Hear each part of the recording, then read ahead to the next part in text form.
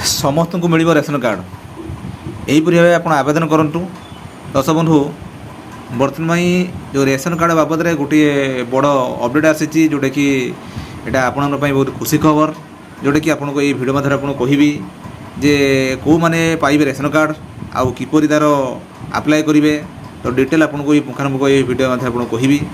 ଦର୍ଶକ ବନ୍ଧୁ, ତ ଆପଣ ଦେଖିଥିବେ ଆମ ଏଇ ଚ୍ୟାନେଲ୍ ମାଧ୍ୟମରେ ଆମେ ସବୁପ୍ରକାର ଜାଣିବା ପ୍ରକାର ଭିଡ଼ିଓ ନେଇକି ଆମେ ଆସୁଛୁ। ଆପଣଙ୍କର ଟେକ୍ନିକାଲି ହେଉ, ଆପଣଙ୍କର ନ୍ୟୁଜ୍ ହେଉ, ଆପଣଙ୍କର ଯେଉଁଟାକି ଆମ ଚ୍ୟାନେଲ୍ ମଧ୍ୟରେ ଆପଣମାନଙ୍କୁ ସର୍ଭିସ୍ ଯେତେ ସମ୍ଭବ ଆମେ ଯୋଗାଇ ଦେଉଛୁ। ତ ଦୁଃଖର କଥା, ଯେଉଁ ଆମର ଯେଉଁ ଭିଉୟର୍ ମାନେ ଦେଖୁଛନ୍ତି ସେମାନଙ୍କୁ ଗୋଟେ ରିକ୍ୱେଷ୍ଟ, ପ୍ଲିଜ୍ ଆପଣମାନେ ଆମ ଚ୍ୟାନେଲ୍କୁ ଟିକେ ସବସ୍କ୍ରାଇବ୍ କରନ୍ତୁ ଏବଂ ଲାଇକ୍ କରନ୍ତୁ ଆଉ କମେଣ୍ଟ କରନ୍ତୁ। କାରଣ ଆପଣ ଏତିକି ଆମ ପାଇଁ କଲେ ଆମର ମନୋବଳ ଆହୁରି ବଢ଼ିବ। ଆମେ ଆପଣଙ୍କ ପାଇଁ ଅଧିକରୁ ଅଧିକ ଆପଣଙ୍କର ଇନଫର୍ମେସନ୍ ଭିଡ଼ିଓ ନେଇକି ଆସିବୁ। ତ ଚାଲନ୍ତୁ, ତ ଆଜିକାର ଯେଉଁ ଟପିକ୍ଟା ଅଛି ଯେ ଆପଣମାନଙ୍କୁ ମିଳିବ ରେସନ କାର୍ଡ଼। ଆପଣ ଏହିପରି ଆପଣ ଆବେଦନ କରନ୍ତୁ। କାହାକୁ ମିଳିବ, ତା'ର ଆପଣଙ୍କର କିପରି ଆବେଦନ କରିବେ, ଆପଣ ଡିଟେଲ୍ ଆମେ ଭିଡ଼ିଓ ମାଧ୍ୟମରେ ଆମେ କଭର୍ କରିବା।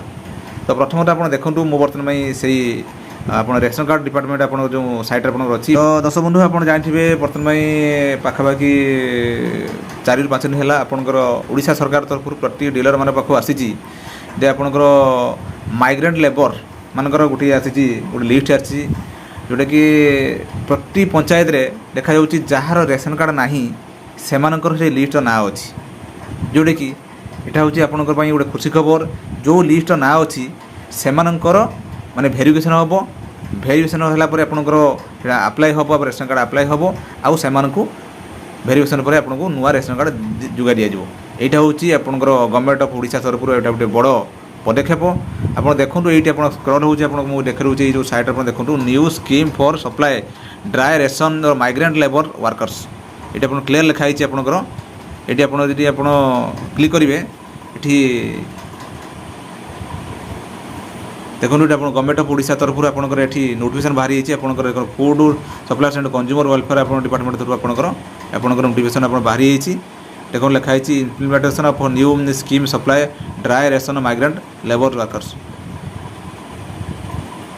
ଏଇ ହେଉଛି ଯେଉଁ ଅଛି ସେ ଆପଣଙ୍କର ଲିଷ୍ଟ ନାଁ ଅଛି ଆଉ ଫେଜ୍ ବାଇ ଫେଜ୍ ଆସୁଛି, ସେମାନେ ଏ ରେସନ୍ କାର୍ଡ଼ ପାଇବେ। ତେଣୁ ଏମାନେ ତ ଆପଣଙ୍କର ଏଇଟା ହେଉଛି ଆପଣଙ୍କ ପାଇଁ ଗୋଟେ ଖୁସି ଖବର। ଏଇଟା ହେଉଛି କିଏ ଆପଣଙ୍କର, ମୁଁ କହିଦେଉଛି ଏଠି ସର୍ଭେ ଆପଣଙ୍କର ଯେଉଁ ଲିଷ୍ଟ ନାଁ ଅଛି, ଏଠି ଆପଣଙ୍କର ଯେଉଁ ଭେରିଫିକେସନ୍ କରିବେ ଆପଣ ମୁଁ କହିଦେଉଛି ପ୍ରୋସେସଟା ଆପଣ ଭେରିଫିକେସନ୍ କିଏ କରିବେ ଆପଣ ମୁଁ କହିଦେଉଛି। ତ ପ୍ରଥମରେ ଆପଣଙ୍କର ଆସିଲା, ଆପଣ ପଞ୍ଚାୟତକୁ ଆସିଲା, ପଞ୍ଚାୟତରେ ଆପଣଙ୍କର ଯିଏ ପିଓ ଆପଣଙ୍କର ପଞ୍ଚାୟତ ଏକ୍ଜିକ୍ୟୁଟିଭ୍ ଅଫିସର, ସେ ଆପଣଙ୍କ ଯାଇକି ଆପଣଙ୍କର ଭେରିଫିକେସନ୍ କରିବ ଆପଣଙ୍କର ଠିକ୍ ବା ଭୁଲ ସେ ଲୋକ ନୁହେଁ କି ଆପଣଙ୍କର ତା'ର ଆଧାର କାର୍ଡ଼ ନେଇକି ଆପଣଙ୍କର ଭେରିଫିକେସନ୍ କରିବ। ଭେରିଫିକେସନ୍ କଲା ପରେ ଆପଣଙ୍କର ସେଇଟା ଆପଣଙ୍କର ବ୍ଲକ୍କୁ ପଠାଇବ। ବ୍ଲକ୍ ପଠାଇଲା ପରେ ଆପଣ ସେଠି ଯେଉଁ ଗୋଟେ କାର୍ଡ଼ର ଆପଣଙ୍କର ସେଠି ହେଇକି ଆସିବ। ତ ଭେରିଫିକେସନ୍ କଲା ପରେ ଆପଣଙ୍କର ଯେଉଁ ଅଛି ଏଡ଼୍ କରିବା ପାଇଁ ବା ଆପଣଙ୍କର ଆପ୍ଲାଏ କରିବା ପାଇଁ ଆପଣଙ୍କର ରେସନ କାର୍ଡ଼ ସାଇଟ୍ରେ ଆପଣ ଏଇଟା ହେଉଛି ଆପ୍ଲାଏ କରାଯିବ। ଆପ୍ଲାଏ କଲା ପରେ ଆପଣଙ୍କର ଯେଉଁ ରକମ ସିଷ୍ଟମ୍ ଅଛି ସେଠି ସେ ଆପ୍ରୁଭ୍ କରିବେ। ଆପ୍ରୁଭ୍ କଲା ପରେ ଆପଣଙ୍କର ଅଟୋମେଟିକ୍ ଆପଣଙ୍କର ସେଠି ସାଇଟ୍ରେ ଆପଣଙ୍କର ସେ ଏଡ଼୍ ହେଇଯିବ କିମ୍ବା ଆପଣ ନୂଆ ରେସନ କାର୍ଡ଼ ଆପଣଙ୍କର ବନିଯିବ। ତ ଏହିପରି ଭାବେ ତା'ର ପ୍ରୋସେସ୍ ଏଠି ଦେଖନ୍ତୁ। ଆପଣଙ୍କର ମୁଁ ଏଠି କହିଦେଉଛି ଯେ ଆପଣଙ୍କର ଗୋଟେ ଛୁଟି ଆପଣ କହିଦେଉଛି ଯେ ଆପଣ ରେସନ କାର୍ଡ଼ ଯେଉଁ ଆପ୍ଲାଏ କରିବେ ତାହା ବି ଆପଣଙ୍କୁ ଜାଣିବା ଦରକାର। ମୁଁ ଆପଣଙ୍କୁ କହିଦେଉଛି। ଦେଖନ୍ତୁ ଏଇଠି ଆପଣଙ୍କର ଅଛି, ଯେହେତୁ ସାଇଟ୍ରେ ଆପଣ ମୁଁ କଭର୍ କରିଛି ଆପଣଙ୍କର, ମୁଁ ଆପଣଙ୍କୁ ପ୍ରଥମରୁ ଆପଣଙ୍କୁ କହିଦେଉଛି। ତ ମୁଁ ଟିକେ ବ୍ୟାକ୍ କରୁଛି। ତ ପ୍ରଥମରୁ ଆପଣ ମୁଁ କହିଦେଉଛି, ଆପଣ ଯେଉଁ ଆପ୍ଲାଏ କରିବେ ରେସନ କାର୍ଡ଼ ଏଠି ଟାଇପ୍ କରିବେ ଆପଣ ଫୁଡ୍ ଓଡ଼ିଶା। ଫୁଡ୍ ଓଡ଼ିଶା ମାରିବେ, ଆପଣ ଆସିଯିବ। ଆସିଲା ପରେ ଆପଣଙ୍କୁ ଆସିବ food supply and consumer welfare department ଆସିଗଲା। ଆସିଲା ପରେ ଦେଖନ୍ତୁ ଏଇଟା ସାଇଡ଼୍ ଆସିଲା, ଏଇଟା ପପ୍-ଅପ୍ଟା ଆପଣ କ୍ଲିୟର୍ କରିଦେବେ। ଦେଖନ୍ତୁ ଯାହା କହୁଥିଲି, ଆସିଲା ପରେ ଏଇଠି ଆସିବ ଆପଣଙ୍କର ଦେଖ ସବୁ ଆପଣଙ୍କର ସର୍ଭିସ୍ ଅଛି। ଏଇଠି ଆପଣଙ୍କର ଅଛି online citizen information publication online service. ଏ ଯେଉଁ ଅନଲାଇନ୍ ସର୍ଭିସ୍ ଅଛି ଏଇଠି ଆପଣ କ୍ଲିକ୍ କରିବେ। ଦେଖନ୍ତୁ କ୍ଲିକ୍ କଲା ପରେ ଆପଣଙ୍କର ସିଟିଜେନ୍ ସର୍ଭିସ୍ ଆଉ ଟ୍ରାନ୍ସପୋର୍ଟ ପୋର୍ଟାଲ୍ ଆଉ ପବ୍ଲିକ୍ ଡ୍ୟାସବୋର୍ଡ଼ ବାଲା ପରେ ଆସିଯିବ ନାଗରିକ ନିମନ୍ତେ ଅନଲାଇନ୍ ସେବା। ବାସ୍ ଏଇଟା ଆପଣଙ୍କର ଆସିଯିବ। ଦେଖନ୍ତୁ NFSA ଆଉ ଆପଣଙ୍କର ଷ୍ଟେଟ୍, ଆପଣ ଦୁଇଟା ଆପଣ କାର୍ଡ଼ ଅଛି ଯେଉଁଟା ଆପଣ ଆପ୍ଲାଏ କରିବା ପାଇଁ ଚାହୁଁଛନ୍ତି। ଦେଖନ୍ତୁ ଏଇଠି କାର୍ଡ଼ ଆପ୍ଲାଏ ନ୍ୟୁ ଆପ୍ଲାଏ ଅଛି, ତାର ଆପଣ କ୍ଲିକ୍ କରିବେ।